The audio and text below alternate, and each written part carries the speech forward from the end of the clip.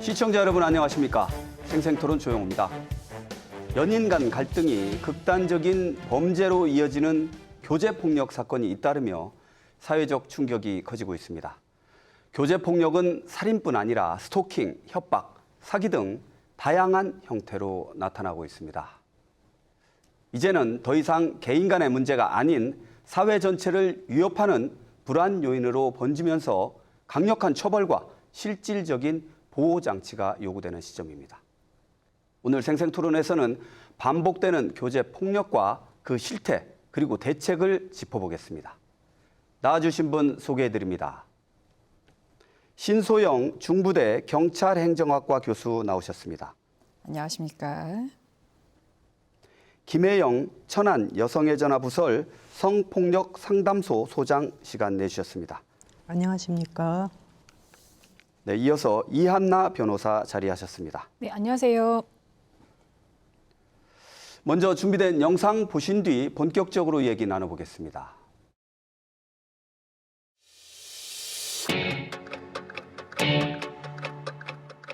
한번 신고했을 때 작년 11월 정도에 무섭다고 진짜 와서 죽일까봐 무섭다고 저희 집에 데리고 가 있고 그 집에서는 살 수가 없어가지고 신고하고서 3일 안에 이사를 했어요. 다른 데로.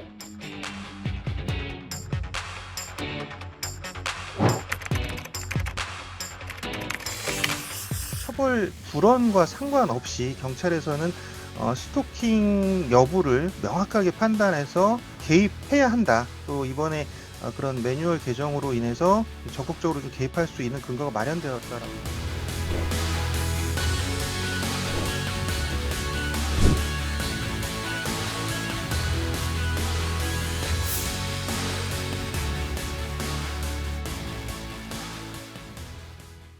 네, 최근 대전에서도 이제 참 말씀드리기도 끔찍한데 이제 교제 살인 사건이 발생하면서 지역 사회에 큰 충격을 주고 있습니다. 이번 사건을 계기로 이번 교제 살인, 교제 폭력 어떤 사회적 문제가 있는지 한번 얘기를 해볼 텐데요. 먼저 우리 신소영 교수님께 이번 사건 어떻게 보셨어요? 대전에서 일어난 이런 살인. 네. 대전 교제 살인 사건을 통해서 좀 드러난 이 교제 폭력에서 가장 주목해야 될 점은 정말 이제는 연인 간의 다툼이 아니라는 겁니다. 진짜 살인이라는 그런 참담한 결과까지 나올 만큼 진짜 명백한 범죄라는 점을 좀 사회적으로도 좀 인식이 바뀌어야 된다라는 걸 좀 알 수 있었고요. 그리고 실제 그 대응 방안으로 지금 준비가 되어 있는 그런 장치, 제도들이 현장에서는 실질적인 역할을 못했다는 점입니다. 사실 저도 이제 대학가에 있으면 이게 우리 학생들과 여러 가지 부분에서 이제 대화를 할 일이 많은데 우리가 실생활에서도 그런 교제 폭력의 위험 신호가 발견될 수 있다라는 게 그 정도로 우리가 좀 교제 폭력의 위험성을 좀 인지를 하고 있어야 된다고 생각을 하고 있습니다. 그런 측면에서 이번 사건은 이 교제 폭력이 단순한 이 개인적 갈등이 아니라 이 사회적 인식의 한계와 그리고 이 제도적인 허점을 파고드는 이 구조적인 문제에서 발생했다라고 생각을 하고 있습니다. 예. 이게 말이 좋아서 교제 폭력이지 범죄이지 않습니까? 일어나면 안 되는 일인데 우리 김혜영 소장님께서는 천안 여성의 전화 하시면 이제 여성분들하고 어떤 많은 부분에서 이제 피해를 당하시는 분들일 것 같아요. 이런 부분과의 상담도 많이 하실 텐데 이번 사건 어떻게 바라보실 수 있을까요? 예, 교제 폭력이 폭력에서 끝나지 않고 교제 살인으로 됐다는 점이 굉장히 심각하다는 것을 말씀을 드릴 수 있습니다. 제가 여기서 좀 주목하고 싶은 것은 그 여성이 그 교제 관계에 있을 때 발생하는 어떤 피해, 폭력 피해에 대해서 국가가 적극적으로 나서서 이를 범죄화하지 않고 있다는 것에 대한 지적입니다. 이거를 법률로 교제 폭력에 관한 어떤 특별법이 제정이 된다면 이게 이제 범죄이고 처벌받는다 이런 사회적 인식이 강하게 자리 잡히면 지금처럼 그 여성들이 교제 관계에서 살인 당하는 일은 없어질 거라 그렇게 생각합니다. 네. 그 어떤 실질적인 그런 말씀을 해주신 것 같은데 우리 이한나 변호사님께는 아무래도 법률 전문가시니까 이런 교제 폭력이라든지 이제 폭력, 범죄 이런 거에 대한 관심이 많으실 텐데 이번 사건을 바라보는 시각이 다른 사건하고 좀 차별화된다거나 뭐 그런 게 좀 있을까요? 제가 뭐 자료도 준비하면서 네. 확인해 본 바로는 사건이 수년 사이에 한 2배 가까이 늘었다고 해요. 그리고 네. 제가 현장에 있으면서 확인하는 것들도 관련된 문의라든지 관련된 네. 사건들이 좀 급증했다는 느낌은 있습니다. 네. 근데 한편으로는 도대체 왜 요즘 이런 사건이 늘어날까에 대한 네. 고민을 좀 해봤는데 예를 들면 과거에는 단순히 이제 연인 사이에 있었던 다툼이어서 당사자들이 밖으로 이야기하는 것을 조금 두려워하고 그에 따라서 실제 폭력이나 협박 같은 사건이 있었어도 신고를 하는 경우가 굉장히 드물었습니다. 그러니까 최근에는 사건이 많이 발생하기도 했지만 결국은 과거에 감춰왔던 그런 연인 사이의 데이트 폭력이라는 것이 사회적 인식이 조금은 바뀌면서 신고가 많아지고 밖으로 조금은 드러나고 있지 않나라는 생각인데요. 예. 말씀하신 것처럼 이게 일반적인 협박, 뭐 폭행 이런 사건들과 처리를 같이 하기에는 사건의 특수성이 조금 있습니다. 예. 근데 아직까지도 이제 법과 제도가 조금 부족한 부분들이 있어서 이 부분을 어떻게 보완해 나가야 할지도 고민을 더 해봐야 네. 할 것 같습니다. 예. 지금 말씀 중에 이제 신고라든지 이런 건수가 좀 증가하고 있다. 이제 이런 말씀을 해주셨는데, 그럼 이 증가하는 요인이 단순히 사건이 많아서인지 아니면 그 동안에 또 잠재적인 어떤 그런 폭력적인 요소가 이제 수면 위로 떠올라서 드러나는 건지 이 증가의 요인은 어떻게 보세요, 변호사님께서? 그래서 제 생각에는 사건 자체가 늘어난 것도 맞는 것 같습니다. 네. 요즘에 어떻게 보면 좀 심리적인 불안감 그리고 사회적인 어떤 위험 요소들이 증가되면서 범행 자체가 늘어난 것도 맞고요. 방금 말씀하신 것처럼 과거에 소위 말하는 사건이 안 될 것 같은 일들도 최근에는 이제 저희가 교제 폭력이라는 분류 카테고리 안에 네. 포함을 시킴으로써 통계적으로 의미 있는 숫자 내로 이제 증가하는 것들도 분명히 있기는 합니다. 네. 우리 교수님께서는 어떻게 보세요? 이런 교제 폭력이 증가하는 요인, 아울러서 이런 교제 폭력의 심각성 어떻게 보고 계세요? 학교에서는? 이 구조적인 원인 측면에서 이렇게 말씀해 주신 것처럼 사실 과거에는 잡히지 않았던 것들이 이제 범죄 통계로 잡히면서 이 신고 건수에 영향을 끼친 것도 있지만 네.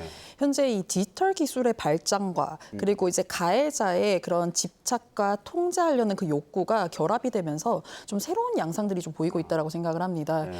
예를 들면 요즘 SNS나 또는 또 이제 위치 추적 어플리케이션이라거나 좀 다양한 그런 디지털 기술이 발달을 하면서 이제 좀 더 이제 손쉽게 이 가해자가 피해자의 일상생활들을 감시할 수 있고 통제할 수 있게 되었습니다. 이제 그런 환경을 통해서 좀 더 가해자가 피해자에게 더욱더 왜곡된 인식을 좀 가지는 그런 이유도 좀 꼽을 수 있을 것 같고요. 그리고 반대로는 그런 디지털 기술 발달이 또 증거를 확보하는 데는 또 긍정적인 요인으로 작용을 하는 걸 수도 있습니다. 그렇기 때문에 이런 부분들이 좀 종합적으로 이제 좀 적용이 되면서 통계 수치에 영향을 미치지 않았나라고 생각하고 있습니다. 네. 이 디지털 환경의 발전으로 인해서 이 범죄 수법이나 양상이 이 단순해지고 교묘해지고 뭐 이제 이런 걸로 좀 바뀔 수 있다 이런 식으로 제가 좀 잠깐 이해를 했는데 우리 김혜영 소장님께서는 어떠세요? 현장에서 이런 보시면 접해 보시면 이런 진짜 교제 폭력 이런 게 늘어나나 뭐 이제 이런 느낌이 있으세요? 어떠세요? 지금 저희가 이제 성폭력 상담소를 네. 운영하고 있는데 성폭력 피해자들이 주로 연락이 네, 와요. 그러시겠죠. 근데 교제 폭력 피해자들도 성폭력을 또 상담하는 경우가 많습니다. 그러니까 사실은 이제 교제 폭력 하면은 이제는 어떤 신체적인 폭력 이런 정도로 생각을 하는데 아까 이제 말씀하신 것처럼 어떤 이 성폭력과 그다음에 디지털 성폭력 뭐 이런 것까지 같이 네. 하고 그다음에 스토킹 피해 이런 게 굉장히 심각하거든요. 그래서 그런 피해를 이제 호소하는 그런 연락이 많이 오고 있습니다. 그럼 이 시점에서 한번 짚어봐야 될 게 이 아까 그 변호사님께서 말씀을 하셨는지 모르겠는데 이 교제 폭력이라고 범죄 카테고리가 정해져 있는 건가요? 이게 정의가 있나요? 어떠세요, 변호사님? 이게 저희가 굳이 따지자면 법률상으로는 교제 폭력, 그러니까 즉 데이트 폭력이라는 죄명이 없습니다. 그러겠죠. 네, 폭력. 현행 법률상 명시적인 정의는 존재하지 않고요. 예. 다만 최근에 나오는 이제 판례들이 있는데 어떻게 표현을 하고 있냐면 사랑한다는 이유로 연인에게 습관적인 물리적인 폭력과 위협을 서슴지 않는 이른바 데이트 폭력이라고 해서 교제 폭력을 정의하고 있습니다. 네. 그래서 뭐 말씀드린 대로 이게 교제 폭력이라는 죄명이 없기 때문에 아무래도 저희가 직접적인 형사 처벌을 할 때에는 일반적인 형법에 있는 법률이나 특별법 적용해서 처벌을 하고 있습니다. 네.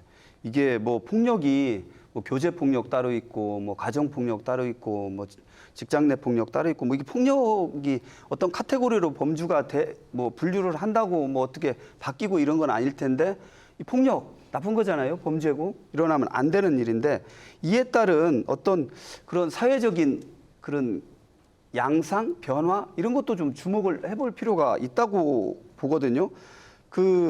신 교수님께서는 어떻게 보세요? 이 교제 폭력이라는 어떤 그런 정의랄까요? 뭐 어떤 특정이나 경향, 양상 어떻게 보세요?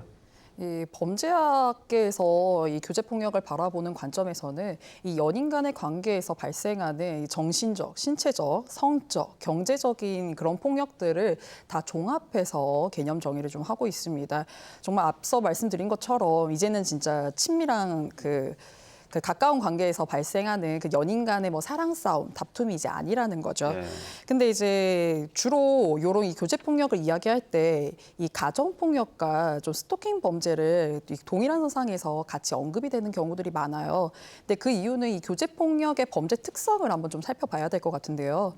이 스토킹 범죄 같은 경우는 이제 가해자가 피해자를 통제하고 지배하고 집착하는 그런 행동적인 양상들을 좀 보이고 있습니다. 네. 근데 교제 폭력 역시도 좀 동일한 그런 범죄 특성을 좀 보이고 있는데요. 다만 이 스토킹 범죄 같은 경우는 이 친밀한 그런 관계가 아니더라도 발생할 수 있고요. 반면에 이제 교제 폭력은 이제 연인 간이라든 약간 특정한 맥락에서 좀 발생하는 범죄라는 특성을 갖고 있습니다. 예. 그리고 또 가정 폭력 같은 경우에는 보통 이 배우자나 또는 이제 뭐 그 직계 좀비 속과 같은 이 가족 구성원을 대상으로 이제 발생하는 이제 범죄인데 이 교제 폭력은 또 연인 간의 관계이기 때문에 사실 물론 예외적인 경우들이 있지만 이 사실 가족 구성원이라고 보기는 좀 어렵죠. 그렇죠. 하지만 이 교제 폭력과 가정 폭력 이제 둘 다 이게 가해자 피해자의 관계 자체가 친밀한 관계에 있었다라는 측면 때문에 이 피해자가 신고를 좀 꺼려하고 그리고 그런 폭력 환경에서 좀 벗어나기 좀 어려워한다라는 그런 구조적인 한계도 존재하고 있습니다. 예. 지금 우리 신 교수님께서 이제 중요한 말씀을 해주신 것 같은데 이제 피해자 상당수가 이제 신고하기를 어떤 관계가 있으니까 이제 꺼려하는 그런 측면도 있다 이제 말씀을 하셨는데 우리 김혜영 소장님께서 그런 사례를 좀 접하신 부분이 좀 있으신가요? 그래서 피해가 확대가 되거나 뭐 이제 이런 경우가 좀 있나요? 어떻게 보십니까? 뭐 저희 이제 상담소에 직접적으로 이제 연락이 오고 그러고 나서 피해가 확대되거나 이런 사건은 사실은 지금은 없는데요. 네. 근데 이제 전국적으로 우리가 그 여성의 전화 전국 지부가 있습니다. 네. 그런데 그 전국 지부의 어떤 통계를 보면은 이 친밀한 관계에 있는 여성이 그러니까 남편이나 애인으로부터 예. 그 살해 당하는 건수가 하루에 15.8시간당 한 명씩 죽는다는 거예요. 네. 그러면 이게 이제는 교제 어떤 데이트 관계에서 일어나는 그런 어떤 뭐 이런 폭력 정도로 생각할 문제가 아니고 그렇죠. 이게 결국은 교제 살인까지로 갈 수 있는 심각한 문제라는 거를 알 수가 있거든요. 네. 그런 측면에서 이거는 좀 강력하게 좀 처벌을 해야 되지 않을까 싶습니다. 이 폭력을 비롯해서 모든 범죄가 이제 초기에 어떤 차단하는 게 좀 중요하다 이제 생각이 드는데 그 시점에서 이 개인 간의 어떤 범죄를 차단하기에는 이 좀 역부족일 수 있잖아요. 이럴 때 개입을 할 수 있는 게 국가나 정부 그다음에 법이거든요.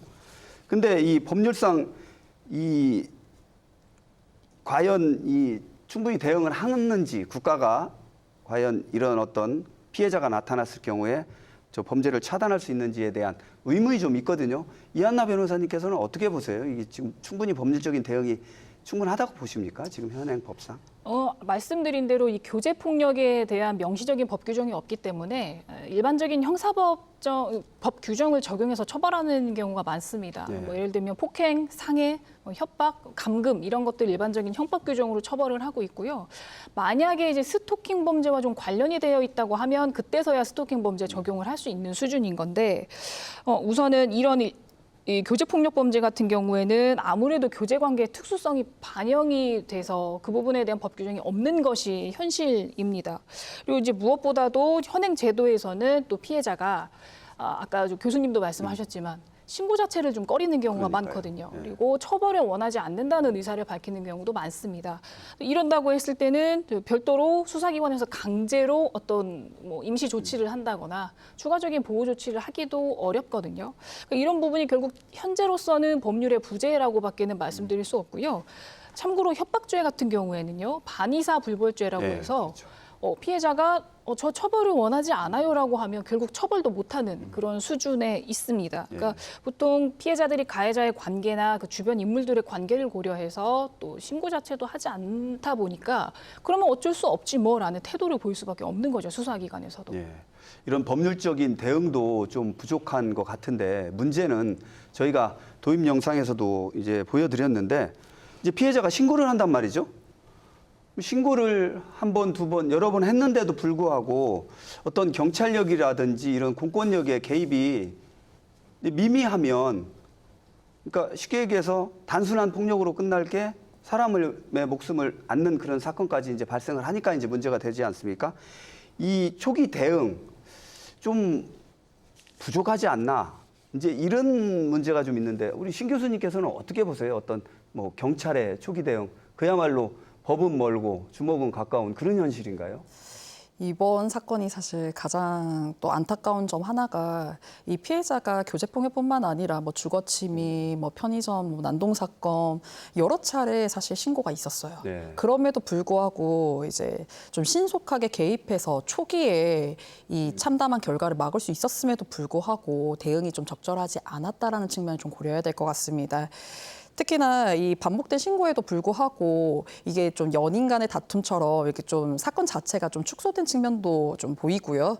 그리고 이제 현행 제도 자체가 이게 피해자 진술에 너무 의존하고 있다 보니까 이 여러 가지 두려움 속에서 그런 피해자가 이제 처벌 불원을 밝힐 수밖에 없었던 그런 상황들을 좀 더 전문적이고 그리고 실질적으로 좀 개입해서 대응을 했어야 했지 않았냐라는 생각이 좀 들고 있고요. 그래서 이제 결과적으로는 이 경찰의 대응 자체가 결국 네. 소극적 수준에 또 머물렀고 또 이런 예고된 이 비극이 결국 막을 수 있는 그런 골든타임이 분명히 있었어요. 네. 그럼에도 불구하고 이 초기 대응 실패로 좀 평가가 될 것 같습니다. 네. 이 뭐 경찰에서도 하실 말씀이 있을 것 같아요. 뭐 법이 그런 거를 어떻게 하냐 이렇게 말씀하실 수도 있거든요. 근데 이게 요즘 계속 사회 문제가 되니까 좀 적극적인 대응이 좀 요구되는 시점이 아닌가 이제 이런 생각이 드는데요. 우리 김혜영 소장님께는 그걸 한번 여쭤보고 싶습니다. 이 피해자가 이제 도움을 요청하지 않거나 이제 관계를 계속 유지하는 경우에 좀 대응이 좀 어렵잖아요. 이럴 경우에 그러니까 경찰이라든지 주변에서 좀 어떤 식으로 좀 해야 되지 않을까 뭐 그런 게 좀 있을까요? 그러니까 이제 경찰의 그 초기 대응이 결국은 사건을 예방할 수 있는 그런 중요한 예. 위치에 있는데 그래서 이제 제가 볼 때는 좀 경찰 간 수사기관에서 네. 좀 인식의 전환이 필요할 것 같아요. 그러니까 이게 이제는 교제 관계에 있을 때 일어나는 그런 폭력을 그거로만 보지 말고 이후에 어떤 큰 사건이 될 수 있다. 네, 그렇죠. 이런 생각을 항상 가지시고 물론 이제 피해자가 그 원치 않을 수도 있어요. 네. 뭐 이런 그 보호 조치를 원치 않을 수도 있는데 그럴 경우이더라도 좀 경찰이 적극적으로 개입해서 예를 들어 스마트워치 같은 네. 거 지급할 수 있잖아요. 네. 그리고 스마트워치 그리고 이제 뭐 접근 금지 명령 이런 것들을 적극적으로 검토해서 하는 게 사건을 예방할 수 있다고 봅니다. 예.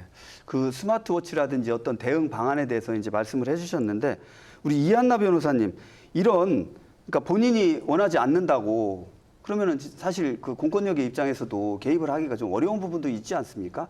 그럴 경우에 어떤 제도적인 보완이나 뭐 이런 게 좀 뭐 필요하다고 보세요? 어떻게 보세요? 당연히 필요하죠. 네. 이게 많은 수의 이제 교제 폭력은 대부분 상습적이거나 좀 많이 반복되는 경향을 띠고 네. 있거든요. 그래서 법률에 기존에 있는 법률에도요 이런 가해자 관리를 위한 제도는 두고 있긴 합니다. 이제 흔히 아시는 스토킹 범죄 처벌법 관련해서 접근 금지 처분, 네. 임시 조치라는 처분이 있고요. 그리고 이제 가해자에게 전자장치를 부착하는 방법도 있고 피해자에게 스마트워치를 제공하는 방법도 있고 그리고 가장 강력한 조치로는 이제 가해자를 보호 관찰, 가해자의 이제 생활 반경을 감시하는 그런 보호 관찰 제도까지도 두고 있는데 사실 이게 또 언뜻 들으면 이 정도 법적 조치면 뭐 또 충분한 거 아니야? 교제 폭력 사건에서도 네. 이렇게 대응하면 되는 거 아니야라고 하는데 결국 또 한계가 있는 부분은 이 전자장치를 부착하거나 임시 조치하는 것들은 스토킹 범죄에 관련됐을 때만입니다. 네. 그러니까 저희 이번 사건처럼 교제 폭력 사건에는 의무적으로 뭐 강제로 분리할 수도 그리고 임시 조치를 할 수도 없는 상황이고 그리고 보호 관찰 같은 경우에도 사실 뭐 이 사건에 적용되기도 어렵지만 인력의 부족으로 활성화돼 있지도 않은 네. 상황입니다. 그렇기 때문에 제 생각에는 이번 사건을 좀 계기로 이 교제 폭력에 특화된 법률 제정이 필요하다고 보이고요. 기본적으로는 어떤 좀 초기 대응에 대한 매뉴얼이 준비가 되어야 하지 않나라는 생각이 있습니다. 예. 이 교제 폭력 이 더 이상 사랑 싸움이 아니다. 그러니까 이제 상습적이거나 좀 질이 나쁘거나 하면 이거는 범죄로 악질적인 범죄로 이어질 수 있다는 어떤 그런 인식의 전환도 경찰이나 또 공권력 측에서 좀 인식의 그런 전환이 좀 필요하지 않나 이제 이런 말씀을 드리고 싶은데요. 그러면 이제 피해자와 함께 아울러서 이제 가해자 관리도 좀 필요할 것 같아요. 지금 변호사님께서 말씀을 해주셨지만 이제 스토킹 범죄라든지 어떤 법률적인 그런 법률상에서 뭐 범죄로 이제 어떤 특정이 돼야 되잖아요. 그럴 경우에 이제 가해자 관리가 이제 있을 것 같은데 가해자 관리를 해도 이 또 다른 폭력이나 범죄로 계속 이어지니까 이게 문제가 되는데 이 가해자 관리 어떤 식으로 좀 가해자 관리를 좀 해야 좋을까요? 교수님 어떻게 보세요? 일단 현재 이제 앞서 말씀하셨던 좀 접근 금지 명령이나 위치 추적 장치를 좀 예를 들어서 말씀을 드리자면 이게 사실 교제 폭력 가해자를 관리하는 데는 정말 핵심적인 역할은 할 수 있습니다. 네. 근데 문제는 이게 실제 현장에서는 정말 실효성 있게 강제성을 가지고 적용할 수 있는지는 좀 다른 문제라고 생각을 해요. 왜냐하면 이 가해자가 사실 법원의 명령을 무시하고 접근을 한다거나 또는 이 전자장치를 훼손을 한다거나 이런 문제가 발생을 했을 때 네. 이거를 즉각적으로 차단할 수 있는 방안이 사실 부족하다라는 점이 가장 큰 이 사건을 이제 심각하게 만드는 요인 중 하나라고 생각을 합니다. 그럼에도 불구하고 지금 현재 이 제도들이 이 피해자와 가해자 간의 이 물리적 거리를 좀 두는데 좀 초점이 맞춰 있다고 생각해요. 즉 근본적인 원인에 대한 접근은 사실 부족한 상황인 거죠. 사실 이 가해자들 같은 경우는 그런 왜곡된 인식이라거나 그런 충동적 성향이 사실 그렇게 참담한 결과로 가는 경우들이 많기 때문에 단순히 제재적인 수단, 처벌을 강화하는 수단만으로 좀 해결하기는 어렵다라고 보고요. 이 교정 치료 프로그램이라거나 또는 이제 직접적으로 연계되어 있는 그런 치료 시스템이 좀 마련이 되어야 된다라고 생각을 하고 있습니다. 네, 알겠습니다. 우리 김혜영 소장님께는 그걸 한번 여쭤보고 싶어요. 지금 교수님께서 이제 접근 금지, 위치 추적 명령 등의 어떤 제도를 좀 말씀을 해주셨는데 이런 어떤 조치가 과연 피해자의 입장에서 좀 도움이 됩니까? 당연히 도움이 된다고 네. 봐야겠죠. 그런데 이제 문제는 네. 이게 이제는 이번 그 대전 네. 대정동 사건에서도 네. 알 수 있듯이 신고를 4번씩이나 네. 했다는 거잖아요. 그러니까요. 근데 그 4번씩이나 할 정도면 사전에 그런 조치가 보호 조치가 이루어졌어야 하는데 그렇지 않다는 게 현실인 것 같아요. 그래서 아까도 이제 말씀을 드렸지만 경찰이 이 사건을 이게 폭력에서 끝나는 문제가 아니고 더 큰 사건을 불러 일으킨다라는 어떤 인식을 가지고 적극적으로 보호 조치를 할 필요성이 있습니다. 아무래도 초기 대응이 좀 적극적으로 좀 이루어지고 그렇게 이제 경찰이라든지 공권력 측에서 이제 접근을 하면 가해자도 좀 뜨끔할 거 아니에요? 뭐, 아, 내가 조심해야 되나? 뭐, 이제 이런 생각도 가질 수 있으니까 그런 것이 이제 그런 거의 출발점이 어떤 좀 적극적인 대응이다. 이제 이런 식으로 말씀을 드릴 수가 있겠는데 우리 이한나 변호사님 이런 가해자 관리 지금 말씀을 해주셨는데 이런 게 그 법적으로 좀 강제할 수 있는 수단이 좀 충분하다고 보시는지 더 보완적인 입법 조치가 필요한지 어떻게 보세요? 제가 말씀드린 대로 가정보호 사건이나 스토킹 범죄 관련해서는 강제적으로 시도할 수 있는 조치들이 있습니다. 네. 뭐 사실 경찰이 출동하면 제일 먼저 하는 게 현장에서 물리적으로 분리하는 거고요. 상황에 따라서 피해자들을 이제 쉼터라는 곳으로 네. 보내주기도 하고요. 네. 스마트워치도 지급하고 이런 좀 적극적인 조치들이 있는데 저 이번 사건에서 너무 안타까운 부분은 네. 이게 스토킹 범죄로 사실 분류가 되지 않아서 우리 경찰이 할 수 있는 것이 없었다라는 답변이었어요. 네. 근데 이런 법률들도 사실 잘 들여다보면 결국 피해자들에게 의무를 좀 부과하고 있거든요. 예를 들면 스마트워치를 착용을 해야 한다. 그리고 가해자가 나타나면 신고를 해야 한다. 그러니까 사실은 피해자들이 너무 번거로운 겁니다. 이거 매번 신고하고 워치도 차고 다녀야 되고 반대로 가해자를 좀 통제하는 것이 저는 필요하다고 네. 생각을 하는데 개인적으로는 보호관찰 제도가 저는 정말 좋다고 생각하거든요. 네. 그리고 상당수의 가해자들은 비단 이 사건이 아니더라도 보호관찰 받는 걸 너무너무 힘들어합니다. 그래서 이런 제도를 좀 적극적으로 활용을 해야지 저희가 언제까지 피해자에게 이렇게 하세요, 저렇게 하세요라고 하는 건 더 큰 고통을 주는 게 아닌가라는 생각도 하거든요. 네. 그 피해자를 돕는다고 하는 게 오히려 더 2차 가해가 될 수 있다. 이런 측면도 좀 고려를 해봐야 되겠네요. 그 지금 얘기를 나눈 부분이 어떤 초기 대응이거든요. 이 초기 대응에서 가장 중요한 게 우리 경찰 분들께서 신고를 받고 이제 출동을 하셔서 그 현장에서의 어떤 그런 대응을 말하는 것 같은데 이 매뉴얼이 있을 것 같아요. 만약에 이런 신고가 들어왔으면 경찰에서는 어떻게 해야 된다. 뭐 괜찮다고 얘기하는 게 진짜로 괜찮아서 괜찮은 건지 아니면은 어떤 위협이나 협박이 등 뒤에 있으니까 못하는 그런 차원도 있을 것 같은데 지금 현재 어떤 경찰이나 사법기관의 대응 매뉴얼 좀 충분하다고 보시는지 교수님은 어떻게 보세요? 어떻게 평가하고 계세요? 물론 당연히 법적 근거가 마련이 되어야 되지만 매뉴얼만으로는 사실 충분하진 않습니다. 다만 이제 최근에 이제 경찰에서 이 교제 폭력과 관련해서 이 대응 매뉴얼을 좀 발표한 바가 있는데요. 그 매뉴얼 내용을 보면 이거는 이제 좀 의미 있는 변화가 있다라고 좀 해석을 할 수 있는 게 더 이상은 이 교제 폭력을 단순한 사건으로 보는 게 아니라 충분히 재범 위험을 가지고 있는 정말 명백하게 그 사건이 발생했을 때 그래도 경찰이 적극적으로 개입해서 하겠다라는 의지를 보여준 매뉴얼이라고 생각을 합니다. 네. 이 매뉴얼의 핵심은 이제 크게 이제 두 가지로 좀 살펴볼 수 있을 것 같은데요. 네. 일단은 이제 피해자의 의사에만 좌우하는 현재의 좀 제도들을 좀 보완하기 위해서 피해자가 이제 처벌 불원의 의사를 밝힌다 하더라도 이제 사안에 따라 좀 적극적으로 경찰이 개입하여 수사할 수 있는 그런 수사 방향성을 제공한 측면이 있고요. 네. 그리고 이제 두 번째 같은 경우는 이 지속성과 그리고 이제 반복성 여부에 대해서 좀 해석의 여지를 좀 넓혔습니다. 그렇기 때문에 한 번의 폭력이 있다 하더라도 이제 그 재범의 위험이 좀 높다라고 판단이 될 경우에는 그때는 이제 스토킹 범죄에 준하여 좀 적극적으로 개입할 수 있는 그런 여지들을 좀 만들어 놓은 거죠. 이번에 바뀐 매뉴얼이 이제 그렇다는 말씀이신가요? 네, 맞습니다. 예.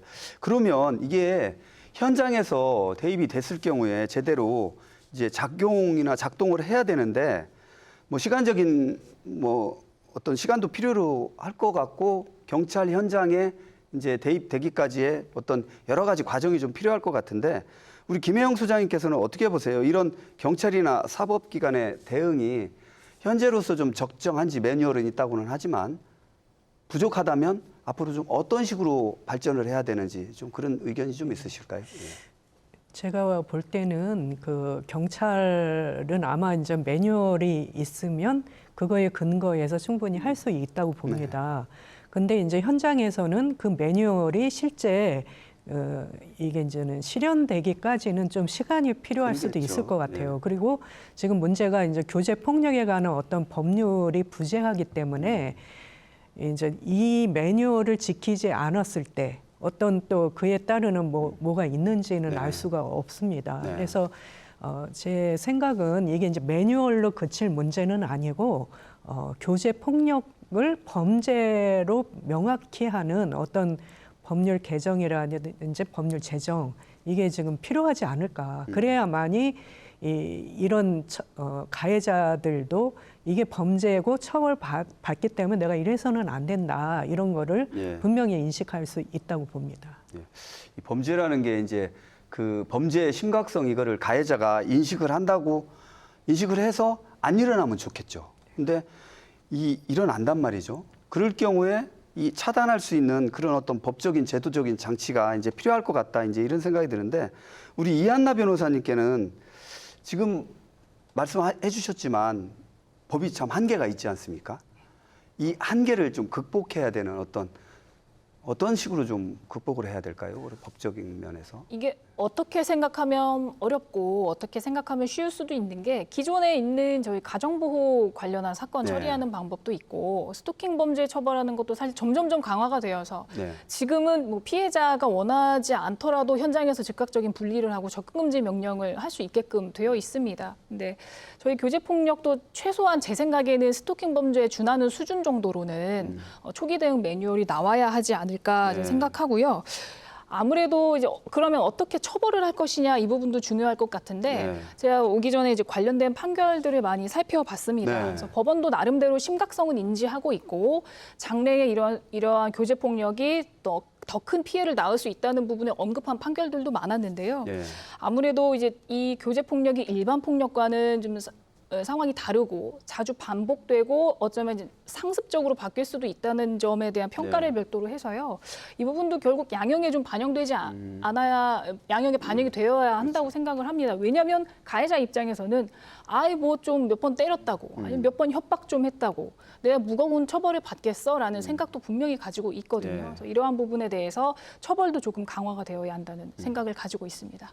일단 그 참 급하지만 이 처벌을 강화하고 내가 이런 일을 했을 경우에 이런 센 처벌을 받아서 나한테 안 좋은 일이 생기는구나를 좀 인식을 좀 많이 확대를 시켜서 할 필요가 있다. 이제 이런 생각이 이제 드는데 그럼 이제 지금 가해자 관리, 경찰 대응 뭐 이제 이런 부분에 대해서 말씀을 드렸는데 이제 이렇게 말씀을 드려도 지금 이 시각 현재 피해자가 계속 나타날 수도 있거든요.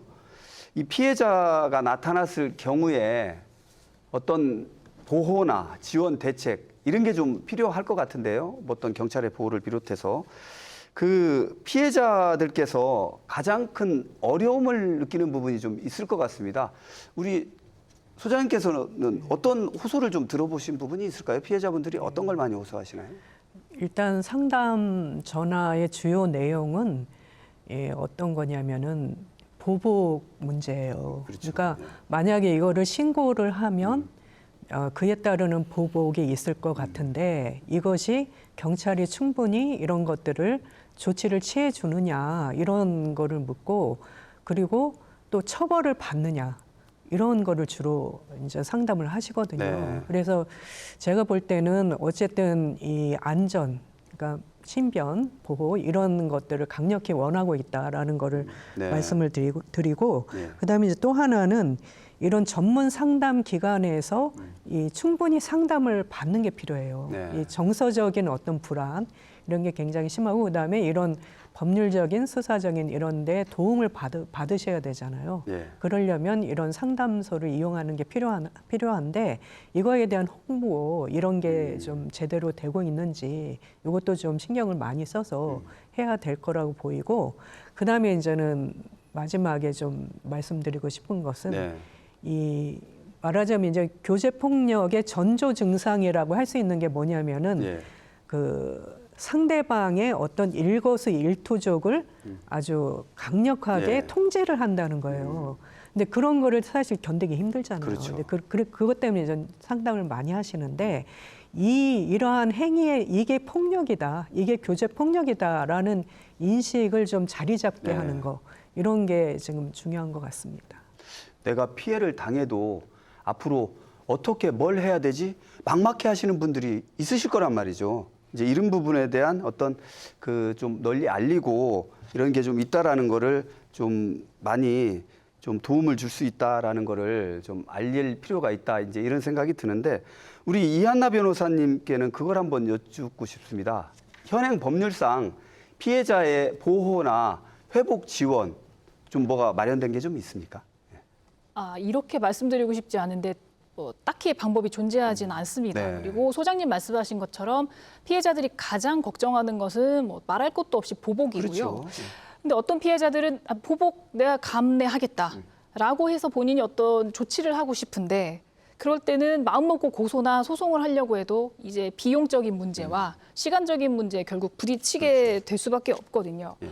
아까 말씀드린 오늘 자꾸 언급하게 되지만 스토킹 범죄나 가정보호 사건은 수사기관에서 즉각적으로 임시 조치를 해줄 수 있습니다. 네. 그런데 일반적인 교제폭력 현 상황에서는 당사자가 직접 접근금지 처분이라는 보호명령 신청을 해야 하는데요. 이게 일반인이 과연 법원에다가 네. 접근금지 해주십시오라고 신청을 할 수 있는가? 네. 저는 현실적으로 쉽지 않다고 생각을 하거든요. 그렇다고 해서 법률 전문가의 도움을 받자니 어떻게 보면 이미 범죄 피해자인데 추가적인 비용을 들여서 또 시간을 사용해서 본인 스스로 보호 조치를 해야 한다는 현실이 너무 좀 어렵다고 생각이 되고요. 그리고 아까 말씀드린 피해자를 보호해주는 쉼터 제도나 이런 것들도 가정보호 사건이나 스토킹 범죄 피해자라고 된다고 하면 연계가 되어 있지만 기존의 교제폭력 사건에서는 이런 부분도 조금 보장이 되어 있지는 않은 것 같습니다. 그래서 이런 부분에 대한 보완이 반드시 필요하다고 생각합니다. 네, 알겠습니다. 우리 신소영 교수님께는 그럼 지금 이제 법률적으로도 뭐 충분치 못하다는 말씀을 이제 변호사님께서 해주셨는데 그렇다라고 방치할 수는 없지 않습니까? 이제 피해자 회복이나 지원 좀 현재 뭐가 있고 구조관 계 뭐고 앞으로 좀 어떻게 해야 될지 이런 부분에 대해서 좀 말씀이 가능하실까요? 어떻게 보세요? 앞서 이제 이제 또 변호사님과 우리 또 다 말씀을 해주셨지만은 사실 지금 교제 폭력에 이제 맞춤형 되어 있는 지원 프로그램은 만들어져 있지 않습니다. 그래서 이제 피해자 입장에서는 보다 더 쉽게 뭔가 도움을 구하고 싶어도 실제 그 프로그램 자체가 아직은 많이 미흡하기 때문에 사실 적용이 안 되고 있고요. 그래도 그나마 우리가 안정장치로 좀 적용을 할 수 있는 게 이제 앞서 이제 뭐 스마트워치라거나 또는 이제 상황에 따라 이제 스토킹 범죄나 이제 가정폭력 문제에 좀 밀접한 사건들 같은 경우는 이제 숙소를 제공한다는 듯 이런 다양한 방법들을 적용을 할 수는 있을 것 같은데요. 이제 가장 중요한 거는 이제 법적인 제도가 또 완비가 되어야겠죠.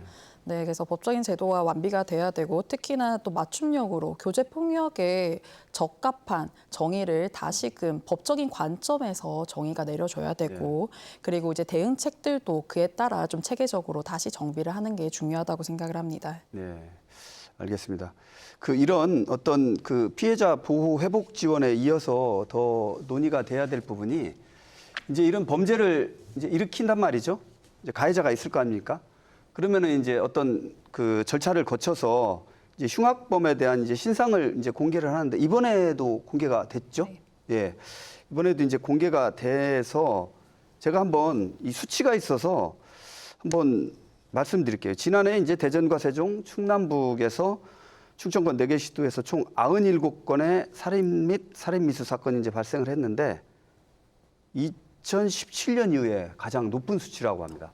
자꾸 이런 강력 범죄가 많이 이제 나타나고 있는데 이럴 때 이제 어떤 흉악범에 대한 신상 공개를 한단 말이죠. 그럼 이런 신상 공개라든지 이런 게 효과를 낼 수 있을지에 대한 의문도 있을 것 같습니다. 교수님 어떻게 보세요? 이런 흉악범에 대한 신상 공개, 사회적 효과나 어떤 부작용이 좀 있을까요? 어떻게 보세요? 네, 이 살인과 지금 살인 미수 건이 지금 늘어나고 있고 그에 따라 또 신상 공개가 늘어나고 있다는 거는 그만큼 우리 사회에서 이 흉악 범죄에 대한 그런 두려움들이 지금 보여주고 있는 이제 일종의 그런 사례 중 하나라고 생각을 하고 있습니다. 이 신상 공개는 결국은 이 국민들의 사실 알 권리고 그리고 이를 통해서 또 지역 사회에 또 경각심을 줄 수 있다는 측면에서는 긍정적인 영향을 가지고는 있는데요. 근데 이제 이 신상 공개 자체가 과연 이 범죄 예방 효과를 가지고 있는지는 다시금 좀 살펴봐야 될 것 같아요. 왜냐하면 이 신상 공개 자체만으로는 사실 재범을 막을 수가 없다라는 한계를 가지고 있기 때문이죠. 예를 들면 이 신상 공개라는 게 사실 범행을 이제 준비하는 과정에서는 이 가해자들의 이제 심리적인 압박이 사실 가능합니다. 근데 심리적 압박이 가능하려면 전제 요건이 일단 가해자가 정상적인 사고를 할 수 있어야 되고요. 그리고 정말 이성적인 판단이 가능해야지만 사실 적용이 가능하다라는 거예요. 즉 다시 말해 감정적인 조절이 안 된다거나 또는 이제 충동적으로 범행을 저질렀을 때는 그 효과가 사실 미미하다는 점을 좀 짚고 넘어가야 될 것 같습니다. 네. 즉 이 신상 공개 자체만으로는 이 재범을 좀 근본적으로 막을 수는 없다라고 보고 있고요. 더 나아가 이 가해자에 대한 신상이 노출됨으로 인해서 이 가해자가 재사회화되는데도 좀 방해되는 요인으로 적용이 될 수도 있고요. 심지어는 그게 이제 반복이 되면서 이 가해자 입장에서 이 사회를 바라볼 때 뭔가 보복심, 반발심으로 인해 또 새로운 범죄로 이제 가게 되는 그런 동기로 또 작용이 되는 그런 우려도 좀 제기가 되고 있습니다. 네. 그래서 결국 이 흉악범 신상 공개는 이 단순히 우리 대중의 분노를 해소하는 그런 수단으로 되지 않도록 이 범죄 예방 효과에 대해서 다시 검토를 좀 해봐야 될 것 같고요. 그리고 이제 법적 그런 윤리적인 부분도 좀 종합적으로 고려해야 될 사안이라고 네. 생각합니다. 네. 알겠습니다. 우리 김혜영 소장님께서는 어떻게 보세요? 흉악범 신상 공개 좀 피해를 막는데 좀 도움이 될까요? 어떻게 보세요? 현장에서? 도움은 많이 될 것 같습니다. 그러니까 범죄자의 재범을 억제를 할 수 있겠죠. 그리고 또 국민들한테는 알 권리를 충족을 시켜줄 수 있어서 미리 또 예방을 할 수가 네. 있을 것 같습니다. 그런데 이제는 이게 좀 어떤 측면이 있냐면은 이미 재가를 다 치르고 나온 그런 뭐랄까 전과자한테 다시 또 신상 공개로 인한 어떤 그분들의 인권이 또 침해당할 네. 수 있는 여지는 있어요. 네. 그래서 이에 대한 어떤 사람들을 공개를 하고 또 이제 어디까지 할 건가 뭐 이런 문제에 대해서는 좀 사회적인 합의가 필요하지 네. 않을까 네. 봅니다. 네. 이한나 변호사님께서는 어떻게 보세요? 법률적으로 봤을 때 흉악범에 대한 신상 공개가 범죄 예방 차원에서 좀 도움이 된다? 뭐 이렇게 보십니까? 어떠세요? 저는 아까 말씀하신 교수님 의견에 전적으로 동의하는데요. 기본적으로 이 신상 정보가 공개되는 범죄는 흉악범죄를 말합니다. 그러니까요. 그런데 흉악범죄를 저지르는 범인들은 보통은 이성적인 사고를 하지 못하는 경우가 많거든요. 그래서 저도 이게 신상 공개가 과연 예방적 기능을 하고 있느냐는 조금 의문이고요. 네. 대신 오히려 좀 국민들의 법 감정을 표출하는 데 좀 이용이 되고 있고 사후적 처벌적으로 기능을 하고 있는 것 같다는 생각을 합니다. 그리고 문제는 피해자들이 원하지 않는 경우가 드물게 있어요. 왜냐하면 가해자 얼굴이 공개되면 결국 지인들이나 아는 사람들은 그 사람 피해자 너야? 네. 니네 가족이야? 이제 이런 이야기들도 나오거든요. 그렇죠. 네. 그래서 이 부분도 분명히 문제가 되고 있기 때문에 우리가 예방책으로서 신상 공개를 사용할 것이냐는 조금 더 고민을 해봐야 한다고 생각을 합니다. 네, 알겠습니다. 저희가 지금까지 이제 그 교제 폭력에 대해서 다양한 말씀을 나눴는데 그 마무리할 시간이 거의 다 돼서요. 끝으로 세 분께 이 교제 폭력을 예방하기 위한 어떤 실질적인 대책 좀 한 분씩 제가 여쭤보겠습니다. 먼저 신소영 교수님께 어떤 대책이 좀 필요할까요? 시간 관계상 핵심적인 부분만 네, 말씀드릴게요. 앞서 말씀하셨던 뭐 제도적인 보완이라거나 또는 뭐 가해자 그리고 피해자에게 맞춤형으로 적용돼야 되는 제도나 그런 장치뿐만 아니라 사실 교육적인 측면과 네. 지역 사회의 좀 적극적인 노력도 좀 짚고 가야 될 문제라고 생각을 합니다. 이제 자라나는 우리 학생들을 대상으로도 이 청소년기부터 좀 올바른 연인 간의 관계 그리고 이 교제 폭력의 심각성에 대해서 좀 교육적인 측면에서 좀 적용이 돼야 될 것 같고요. 그리고 이제 지역사회 역시도 뭐 경찰만이 이 문제를 해결해야 된다는 게 아니기 때문에 네.